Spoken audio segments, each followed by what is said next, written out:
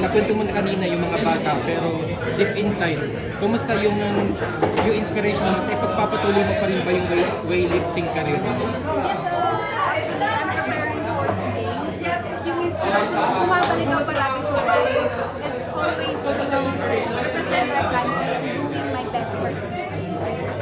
Weightlifting and also inspiring our young Filipinos. How about your weightlifting career? Pagpapatuloy mo pa rin ba? Maglalaro po ako sa SEA Games ngayong December. Again, depende sa Philippine delegation. Pero maglalaro. Thank you.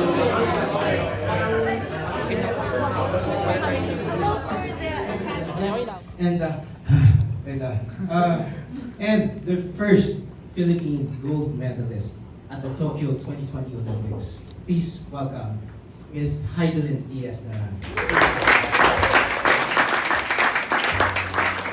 And with them are their young athletes from the Heidelin Diaz Weightlifting Academy. So please, if you have time later, please have a chat with them, say hello. Weightlifting Academy. Actually, HD ako yun. Pero sa totoo lang, siya talaga ang nagmamanage ng bata.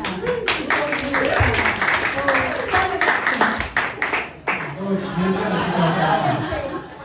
I didn't expect that. Thank you. The HD Weightlifting Academy. Actually, it started when the idea actually was in training when we were actually starting a grassroots in Malaysia. We were based in Malacca during the pandemic, and we were training kids there already. And actually, the grassroots there. Actually, we started the grassroots there, and now there's actually even an athlete that we started from scratch that is in the Malaysian national team, and she just medaled at the Commonwealth. So it's so amazing to see how what we were able to do even before we won in the Olympics. The idea of grassroots and giving back. You know, weightlifting has given me so much from a kid from a small island. I'm from Guam, but my father is Filipino. So as an American it's just to be able to give back from the life I was given, a good life, to be able to give back to people who need that. That's always been something that's part of me, and to do it in the Philippines, being a Filipino, it's always been something that I've been wanting to do because weightlifting gave me this life. Weightlifting brought me to her. Weightlifting got me to meet many people here in this room. Actually, the first person I knew even before I met her was Jason. More than 10 years ago. Jason was one of the first people that I've met in the CrossFit community when I used to coach CrossFit and do weightlifting. And he was very welcoming. And it's always been like this connection with the Philippines and me discovering and becoming Filipino.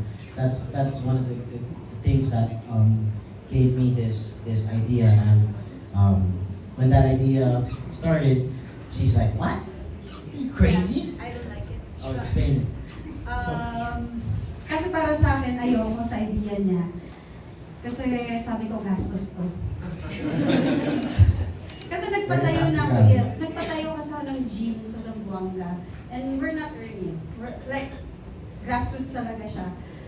And sabi ko sa kanya, parang imposible to. Renta pa lang, equipment pa lang. So sabi ko, parang hindi kaya. Pero later on, sabi ko, sige, kailangan namin mag-start ng kagaya ng picture na na-meet ko sina Ken. Doon kami nag-start na binild namin ang HD Weightlifting Academy sa Halahala. So when we got to Halahala, we started in a small house that we rented in a little garage, garahe. And we had our illegal equipment already. I wish I had the photo of our first phase of the HD Weightlifting Academy.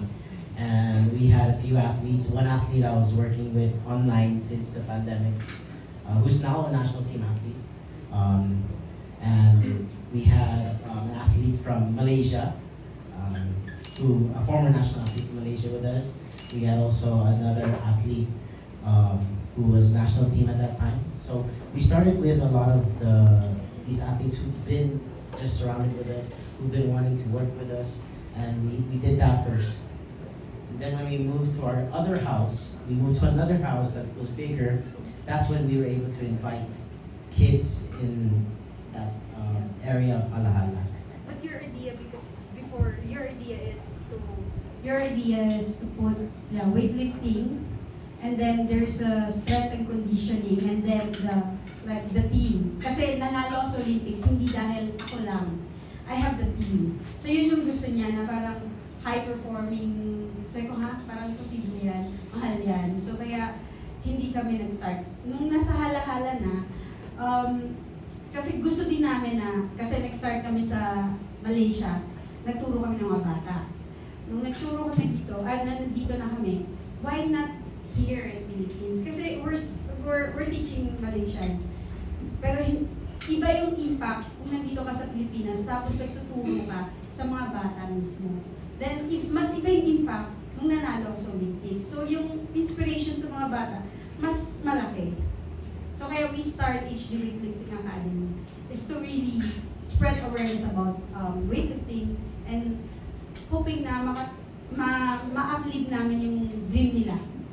Hindi lang about like magbubuhat na sila, kundi sana magkaroon sila ng pangarap. Not only Olympics, kundi magkaroon sila ng pangarap sa buhay. Thank you for that. Now, speaking of inspiration, round of applause for you. And speaking of dreams, pangarap, you get there by moving bit by bit, weight by weight, rep by rep. Ano yung mga lessons that you believe that children, young athletes can learn from the sport?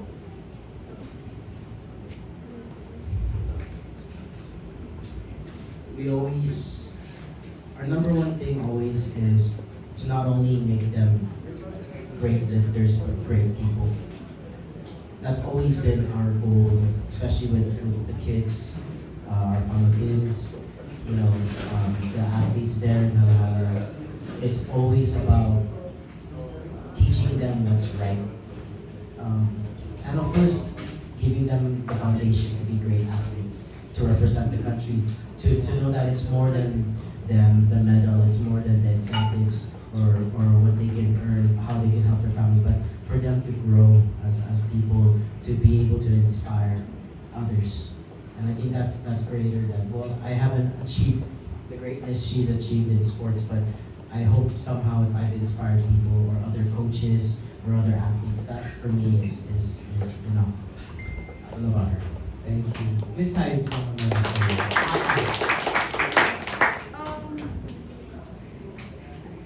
Siguro yung lifting makes me lifting others. Kasi we're teaching them, we teach them how to teach others also. So we're teaching them to give back. Thank you. And the last question for me. So, HD Weightlifting Academy, what kind of support, kasi alam natin how hard it is to run this kind of organization. What kind of support does HD Weightlifting Academy need in case someone in our guests has an idea, and how do they find you? Where do they follow you? Your brains. Hindi madali. Actually, business ang niregister namin business. Mali pala kami. Naging parang NGO ang academy. So, hindi pa sustainable. So, mahirap. Kasi we have 42 athletes, then 45 athletes na tinuturuan namin. Most of free sila. And then, siguro fulfilling lang na magturo sa kanila. Pero at the end of the day, paano namin ito masustain yung long term? How? Actually, nahiya akong magsabi. Pero magpapatayo kami ng grassroots gym. Doon kailangan namin ng support sa private or ano man. At least a little bit help para magkaroon sila ng maayos na gym. Kasi yung tinayuan namin gym ay it's for elite athletes. So sa kanila, medyo sira-sira na yung temporary gym. And then, pag naglalaro, minsan walang support from the local government. So, yun, kailangan namin magbenta ng shirt, kailangan namin makapag-sales or fundraising or workshop din para masustain yung academy, para din may pondo para sa kanila maglaro. So, mahirap. Ikaw, Julius. You just want to give like a contact info. Oh yeah. You can reach us in our socials. I'm pretty sure most of you are following us. We're willing also to, visit you guys also if you guys want to do meeting greets, Yeah, we seminars. do workshops. We do workshops. We just recently came back from Cebu. We just did a workshop there. You can visit also. Oh yeah, you can also visit the academy. We just put up an accommodation. So if people wanted to do like a 3-day camp or weekend camp, or if you just wanted to see the kids, we are a little bit medyo malayo kami, pero yeah, it's worth the drive. It's beautiful in Halahala. There's so many beautiful places, the windmills that are just there, even the waterfalls. And if you're into like Tanay, if you drive motor and you like Marilake, we're just an hour away. So yeah, it's a beautiful destination, although it's a little far, I know, and we're all busy. I know what it's like also to drive in Manila. Pagod na din ako. So the traffic. Pero we're willing to, invite you guys to come over, come check it out, and meet our kids because they're really inspiring. And also, the support hopefully can also branch out to more of the other grassroots around the country. There's a new initiative through the PSC that we'll be hoping to So, with the help of PSC, Youth and Sports Commission, so naglabas sila ng pondo ng 100 million para sa equipment, para ma-spread yung weightlifting sa mga schools. 300 schools, ma'am, no? 300 schools. So, magandang development yun para sa palarong pambansa. Kasi iba yung support na pag ang sports ay nasa palarong pambansa. And that's what we want to give sa mga bata na may full support from the LGU. And makita din nila na kasi kung may laro, doon na makikita natin mga malalakas na bata. At sila din nakikita nila, ay malakas sila. So, it's their opportunity to excel. So we're here also to help them excel. Short lang, ayaw nila magbenta. How's the community of weightlifting here in the Philippines? Kumusta po ang reach siya ngayon sa buong Pilipinas? Kung may idea po kayo, can you share with us? Weightlifting is growing. Our last nationals, we had 299 athletes, I believe. And that's big. Big as in the sport's really growing. Where there's more and more competitions each year that the kids have access to, the athletes have access to. So I think ever since Heidi won in the Olympics, the community has grown, and there's more coaches who are interested, especially with weightlifting in Palarong Pambansa. Our first Palarong Pambansa as a demo sport, we had 70 athletes. So it shows that there's so much interest.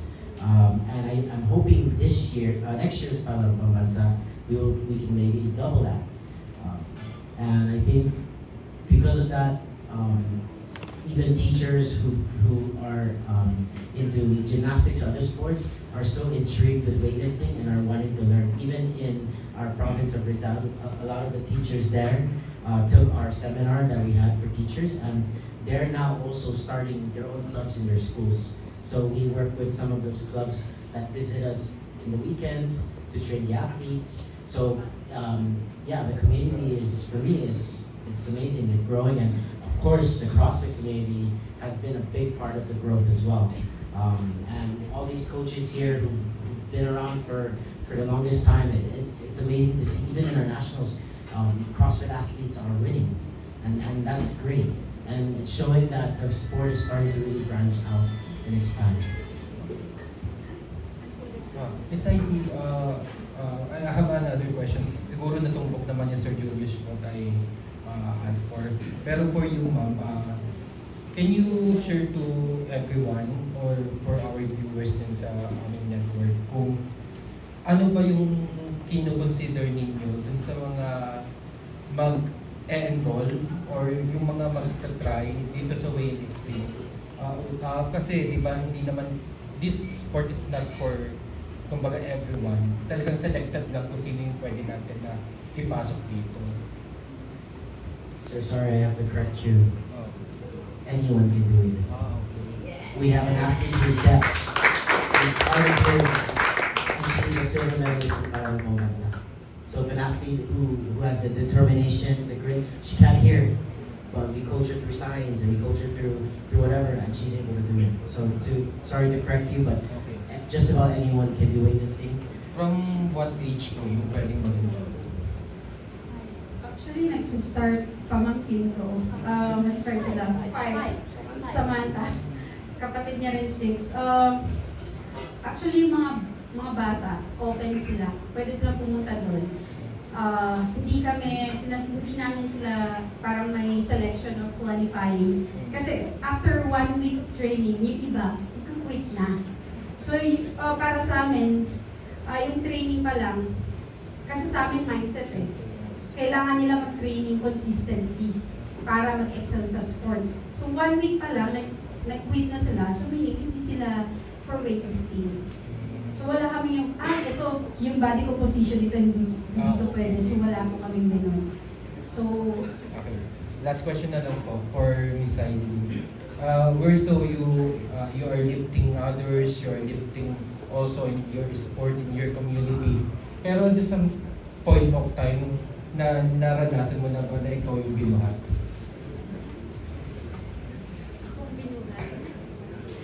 naranasan ko na. Binuhat ako nung sa bench. Pero,